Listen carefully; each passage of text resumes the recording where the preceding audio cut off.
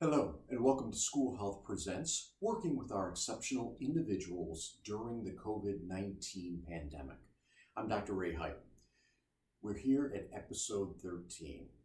And as many of us just heard over this past weekend, we will be increasing the amount of time we are spending social distancing until the end of April. As we move forward, some people did not expect us to be here, and I don't think anyone expected us to be in this particular situation over the course of this last academic year. But we are. And so what I wanted to do with this particular video is talk a little bit about what's coming up and just address some of the questions that many of you have sent in. I want to thank you for the communications you've had with me, and thank you for the ideas that you've also shared with me. You'll start to see more of those videos that will talk about specific ideas about how to use some of the technologies, how to use some of the sensory things that you already have at home. One of the questions that's come up quite often is a question about the delivery as to how we're using this right now. As you see, these are videos which I have pre-recorded and have posted on our YouTube channel, thanks to the efforts of our wonderful marketing team at School Health. People have asked and said, why not a Zoom meeting or a Skype meeting? Why not a webinar? A lot of that goes back to kind of what we've seen over the last 20 years. 20 years ago, if you were to have walked into my administrative office on a Friday evening, whether it be during football season or during basketball season, you probably saw the lights on in my office. During basketball season, or even with some of the soccer games that were held just outside of our building, I'd be able to walk out, spend time with our athletes, with our parents, supporting them, but then go back to the office and actually be able to get some other things done along the way and continue to do some of my own research. What I found was that it was great to have accessible pieces of information that I could get to anytime. Many of us who've been parents realize that sometimes when we want to sit back and not just veg, but actually do something for our own development, when's the best time to do it? After the kids go to bed. And so many times, whatever that bedtime hour was, you might relax a little bit, then go back into an office and be able to pull up some videos in that. And that's why it, for me, was important to have these in a video type format so that you're not locked into Thursday at 11 o'clock Central Time. This is going to happen. We don't always have that time. And even when people say, oh, we'll be happy to send you the link, sometimes it's just a lot easier to have a place that you can go and you can access things. Why is that important? It's important because teachers recognize this while you're out there. The video side of thing is important. Administrators, yes, it's important for your teachers, at least on a daily basis, to have 1 10-minute video just checking in. That psychological side of things, going out and having those students, especially our exceptional individuals, being able to see that teacher's face and being able to hear, hello and welcome to Monday, March 30th. Here's what we're going to do today. And having them walk through some instructions. That's a critical point. A point that can be accessed throughout the context of the day. Because here's another thing that sometimes we didn't understand. And now we're starting to, because we've never been in this position before. We're starting to see that some of the prerequisites we thought about when we started this whole online journey. Oh, our kids need to check in at a certain time.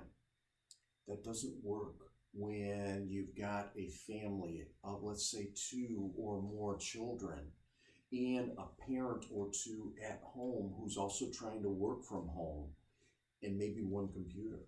What happens if it is 2 computers, an adult computer but also a children's computer, but you've got 2 or 3 children that need to be all logging in at the same time? There are some things that we have had to really take a hard look at and say, is this right for our kids?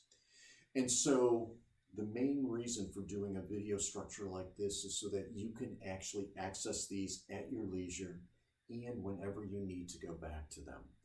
Some of the topics may not be something absolutely important to you at this point, but maybe somewhere down the road.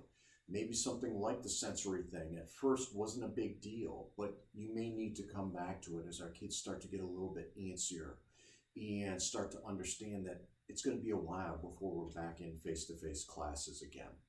So these are things we want to be aware of as we move forward. I am available, just so that you know though, for group meetings and other types of meetings, maybe with faculty members or parents, just to talk through ideas too. So feel free to reach out to me via my email. That would be something more like a Zoom or a Skype, because it would be more appropriate and a specific time would be set aside for that.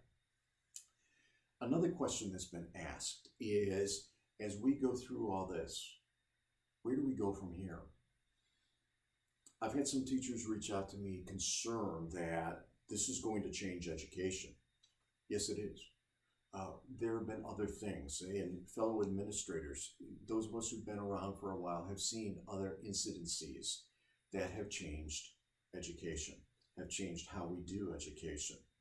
You know, we are well beyond the days of not having video access within a classroom.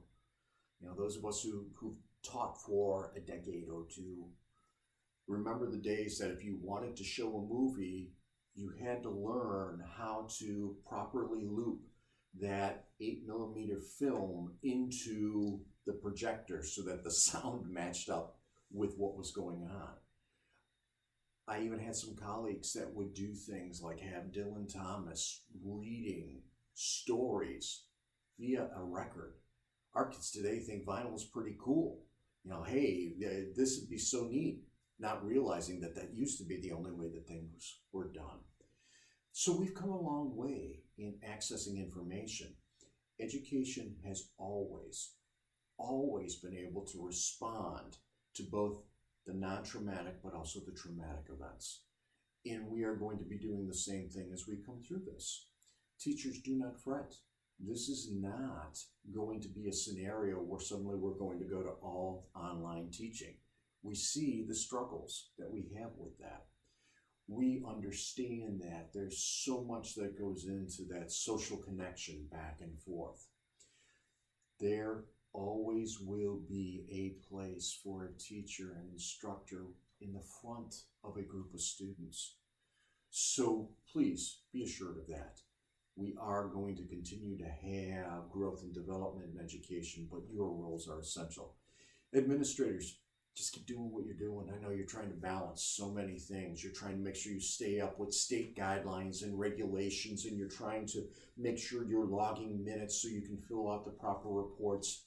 Please explain why you're asking for specific information from your teachers. Otherwise, teachers don't understand. What do I mean by that?